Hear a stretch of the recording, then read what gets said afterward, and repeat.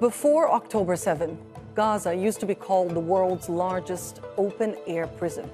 For almost 2 decades, Israel kept a military siege of the Strip, controlling everything that went in: food, electricity, water, and everyone that came out. Since Israel's incursion last year, Gaza has become hell on earth. Entire neighborhoods have been wiped out, along with the families that lived in them. And yet a few brave people continue to go in, risking everything to bring some solace to those stuck in the war. In today's episode of The Stream, we look into the harrowing yet inspiring experiences of volunteers helping Gaza. We explore the challenges they face, as well as the resilience and bravery they encounter, and how Gaza and its people forever change them.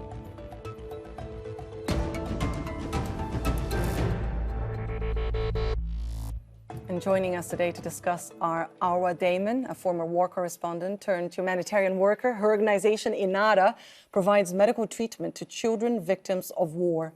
Dr. Bushra Othman is a general surgeon. She's based in Melbourne. Khaled Shakhshir is a medical engineer joining us from Sydney today. And Dr. Mohammad Subeh is an emergency physician who's joining us from San Francisco. Guys, thank you so much for being part of the stream today. And I know that the last thing you guys want is to make this about you, and I promise we won't do that. But can I start by asking a few logistical questions? Ara, what is the process of going into Gaza today? I mean, who can go, and how long is the clearance, the vetting process, and where exactly do you access Gaza through? So obviously before the Rafah closing shut down, that is where we used to go through. Right now, basically, you apply for permission. You need to get approved by the Israelis, and then you basically get on a bus from Amman and then switch off once you've crossed into Israel into another bus that takes you down to the Kerem Shalom, the Kerem Abu Salim border crossing, where we end up being picked up by a UN armored convoy. And from there, we kind of split up into our various locations that we're sort of going to either be working in or that we are staying in. This is very much a process that does require approval by the Israeli side.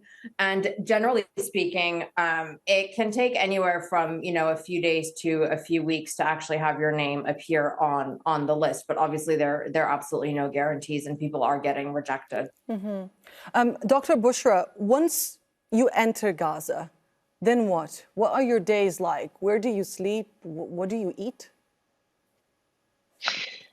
I think it might depend a little bit on exactly where you're stationed. So some of the NGOs will send their medical personnel to some of the hospitals. So our organisation, PANSMA, sent us through correspondence with the Ministry of Health to Shuhada Al-Aqsa Hospital, which is in Deir al-Balah. Some previous NGOs were stationed at Nasser Hospital or even the European Hospital. Mm-hmm. But then, as we know, only a couple of weeks ago, the Israeli army gave an order for an evacuation around the European. And so both the patients and the medical staff all had to evacuate from that hospital. Mm-hmm. The day-to-day activities really depends on what's happening around you at the time. So lots of emergency surgery, lots of trauma, involves trying to find your patients throughout the hospital to see them. On the slightly slower days, it's possible to engage in other activities such as medical student teaching or teaching within the teams. Mm. Khaled, you are an engineer. When and why did you decide to go to Gaza, and what did you do there?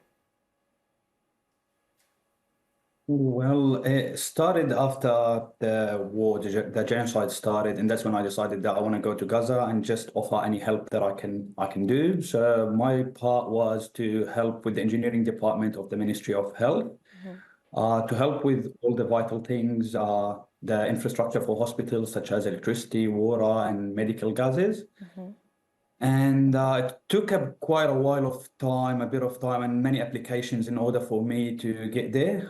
First few times there were complications, and like they said, it's a long process, and a lot of times you might get rejected. And then even the last time I got my last approval, like just a few hours before the date that I'm supposed to enter. And then I got the approval, and I was in Gaza, and I was, as you can see in the video, I was able to help with the Ministry of Health, the Department of Engineering. Mm-hmm. Dr. Mohammed, you've been to Gaza twice, if I'm not mistaken, once in March, I believe, and then in June. How do the two trips compare?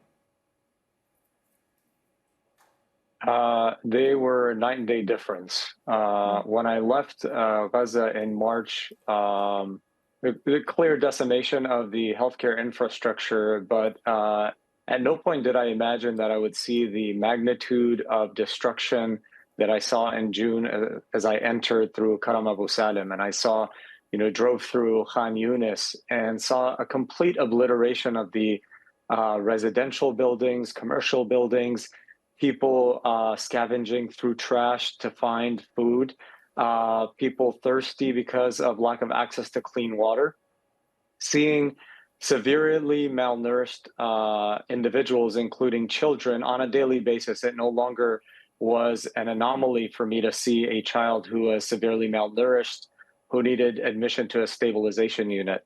Top that off with the rise of an infectious disease. Hepatitis A is endemic. Now, as you probably have heard, polio has been detected, and it's just snowballing into what I see as an attempt to annihilate the Palestinian people. In terms of how this compares to other tragedies, Mark Perlmutter, a Jewish-American surgeon who spent 2 weeks in Gaza, has said that in 30 years volunteering, all of the disaster zones he has seen combined, 40 mission trips, ground zero, earthquake, all of that combined doesn't equal the level of carnage that he saw against civilians in just his first week in Gaza. And the victims, he says, were almost exclusively children. Dr. Bushra, does that reflect what you saw in Gaza as well? Some of what Mark testified to certainly rang true. There is a disproportionate level of children and women that are patients that come through the door. And on top of that, I suppose I didn't quite see what he had witnessed in terms of children having gunshot wounds to the head, but certainly we would see a lot of young men being targeted with gunshot wounds either to the pelvis or to their lower limb. And that was certainly on purpose.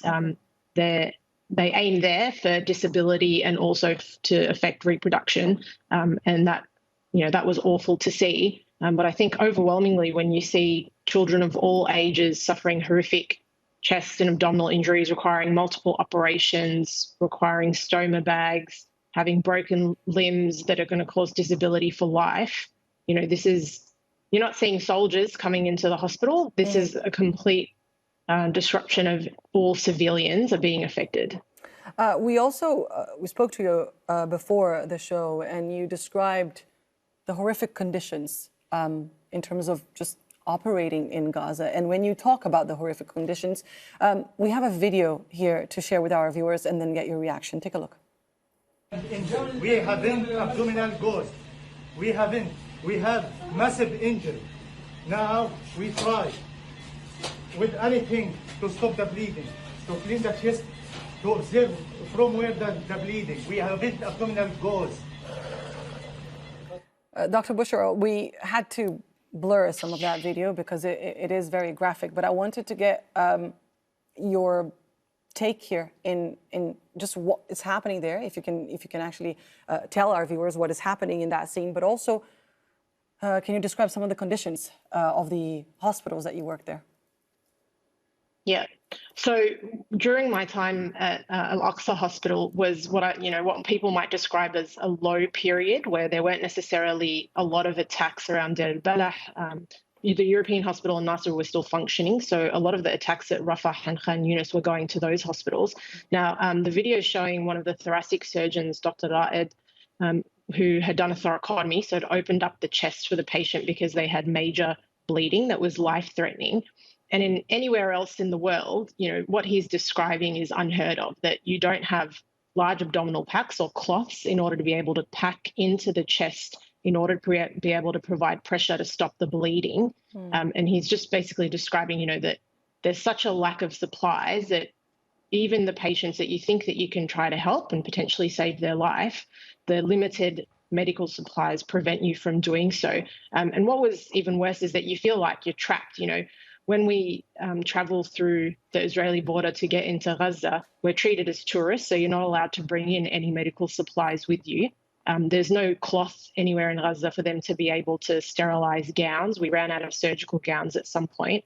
And so put on top of all of that, a population of healthcare workers that's fled from bombing and displacement, that have worked for 9 months straight, that have seen their family members had to come in with either life-threatening injuries or have, been killed or murdered through bombing, and had to work through all of that. And now during June and July, it's exceptionally hot weather.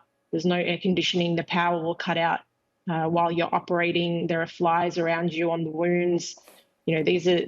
This is just an incubation of suffering, I think, not just even for the patients and civilian population, but for all of the healthcare workers that are trying to do their utmost best at providing a service.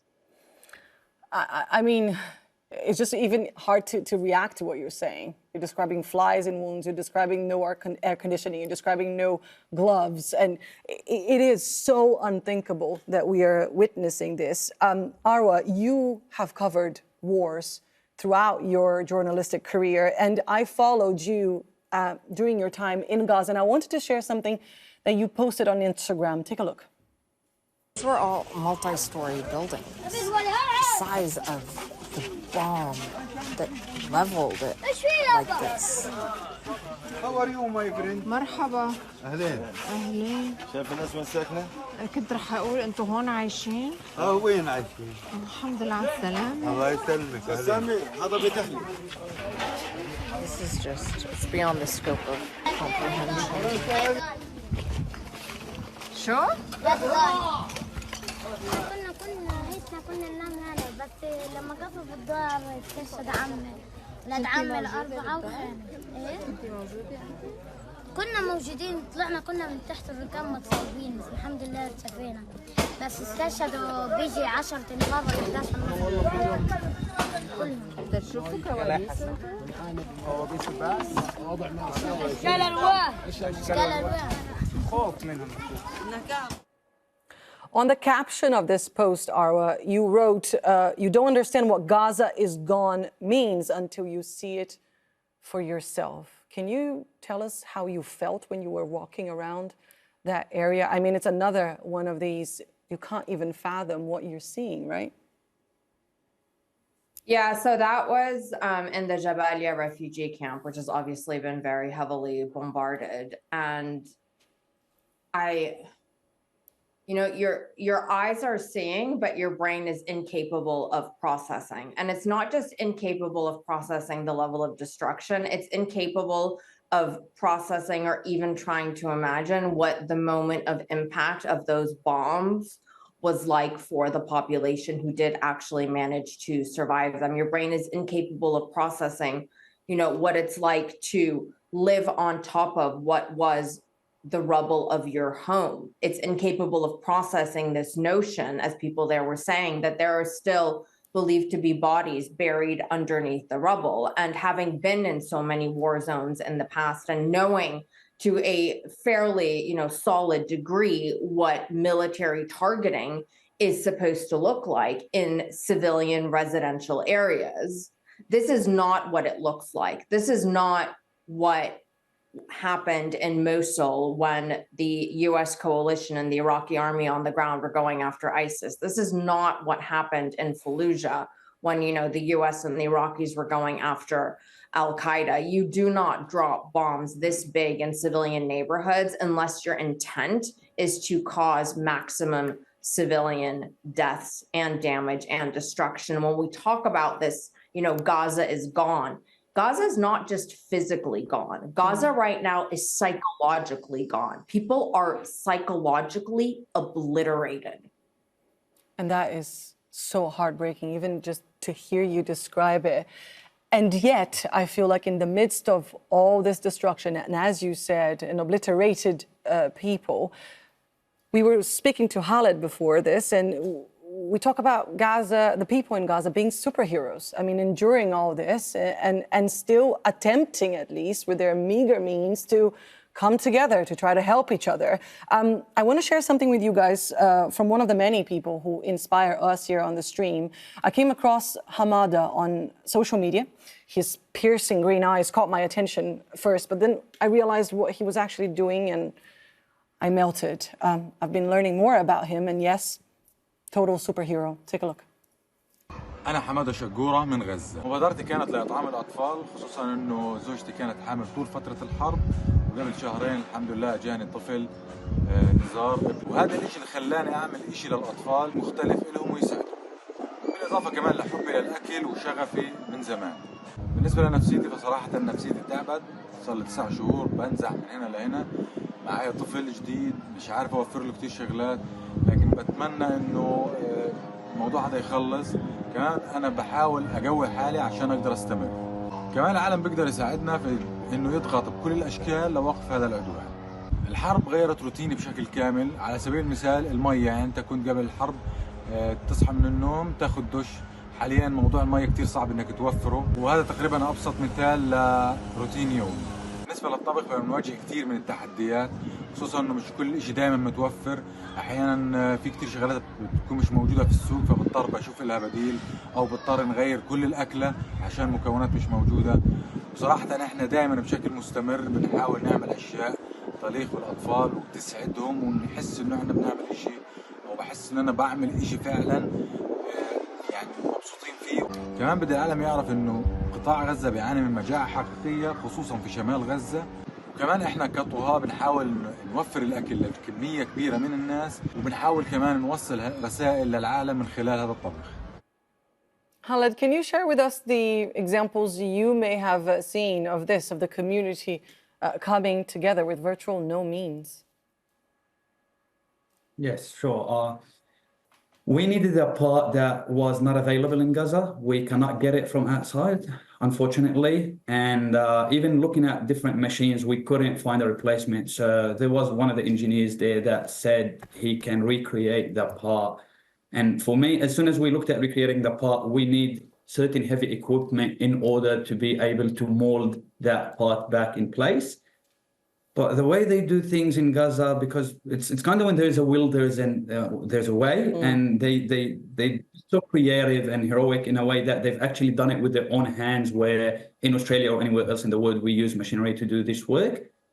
The image intensifier got back to working. Another example of a heroic example from the surgeons and doctors, not just from the engineering department. As soon as that machine went back to working, the doctors kept on doing surgeries, I think, from what I heard from Dr. Bushra, 48 hours straight. Like they just took shifts and the surgery room didn't stop and they didn't sleep. They just napped whenever they needed to or collapsed just to go through the backlog of the surgeries. Wow. Dr. Mohammed, what about you? What have you seen in terms of these extraordinary people that are doing their utmost to help others around them in Gaza? So I think it's important to note that Palestinians are human beings after all. So they're going to feel all the emotions we all feel. They will be, energy deplete. But above all else, they shine as human beings because they can persevere. Their ingenuity is unmatched by any other human population I've encountered, at least on dozens of medical missions. I worked at a field hospital, which is uniquely different than working at an established Ministry of Health hospital. We had our own challenges, and especially as it related to getting access to resources. So, for example, we talk about gauze. Gauze is used for dressing changes. It's used in the operating theaters. It's used to clean wounds, many different purposes. And yet for a whole week, I had no access to gauze just a couple of weeks ago. And you have to find other ways to do what you need to do as a physician. And I saw that day in and day out, not having access to rubbing alcohol, to clean wounds. These patients that are coming to us pulled from under the rubble are not coming clean. Mm-hmm. So you're forced to put in IV catheters without cleaning the skin, which increases the risk for infection. Dr. Bushra mentioned flies. Flies are very common, especially in the heat and the humidity. They infect wounds. They basically transport pathogens into wounds. It was not uncommon to see maggots growing out of people's surgical wounds, which is heartbreaking to see because you're trying to save people's limbs, and yet there's a high risk for post-operative complications like infection. And when we describe heroic efforts. They include the efforts of children as well. We came across this particular story that we want to share with you guys. Take a look. So this kid, Ziko, he volunteers at Time Al-Aqsa Hospital. He pushes trolleys. He wipes off blood from the stretchers. He goes with all the ambulance guys to the bomb blast sites to pick up injured or the dead. There was a day when Sanjay and I were standing outside the emergency department. He said, "Come, I'll take you somewhere." So he took Sanjay and me to the morgue. He would open up and show us the faces of the people who had died. He's 10. He should be at school. I would see him at 11 midnight pushing trolleys. I said, "Ziko, what are you doing?" "I'm helping this, I'm doing this, I'm doing that." He would eat whatever, sleep in a ward somewhere. Everybody knew him. Imagine the amount of trauma this kid is going through at his age. Khaled, talk about heroic there, huh? Have you met Ziko by any chance? Yes, of course. You can't be at Shuhada Al-Aqsa Hospital without meeting Ziko. Everyone knows Ziko. Look at the smile at Dr. Bushra. Ziko, he's just a legend. He's a hero. Yes, he's 10 years old. He's always helping with a smile. And I've actually had the chance to record a video with him and talk to him. And I asked him why. So Ziko, why do you do all of this? Even if you're not at school, why aren't you just outside with the other kids? Why are you always in the ER room and in the ambulances and helping? And he goes to me because he can see the people suffering and he cannot just sit still while he sees that. And he has a dream of becoming a doctor, a surgeon, and helping others. When I asked him, why do you want to become a doctor? He goes, so I can help ease the suffering of others. And he goes to me, this is the least he can do at this stage. At least he's learning and he's helping. And I don't know, he's just a heroic child.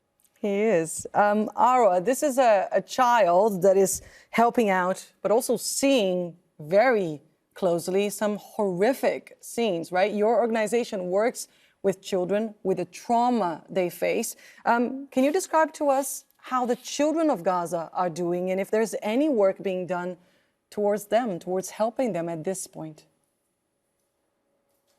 It's also important to note that even before October 7th, around 87% of children in Gaza, and this was a study done by Save the Children, were suffering from anxiety and depression, and that a shocking number of them were actually also even having suicidal thoughts. So even pre-October 7th, the ingrained sort of traumas of just being from Gaza, having to grow up in Gaza, and the other bombardments of Gaza that took place had already had a very severe impact on pediatric mental health. And then, of course, there is this post-October 7th era where every single pillar of stability has been ripped away from a child. And so they have nowhere to turn to for safe space. And the reality is that as long as the triggers are still there, as long as the bombs are still falling, there is very little that one can do in the what we call MHPSS space, so mental health and psychosocial space. But what you end up doing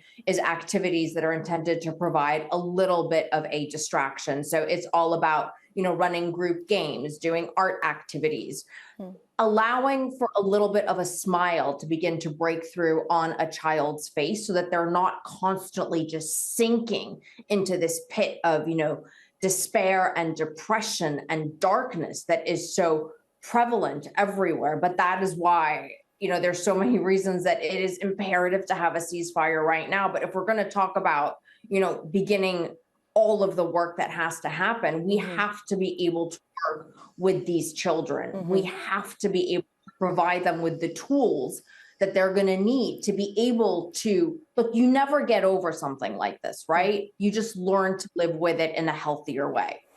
Wow.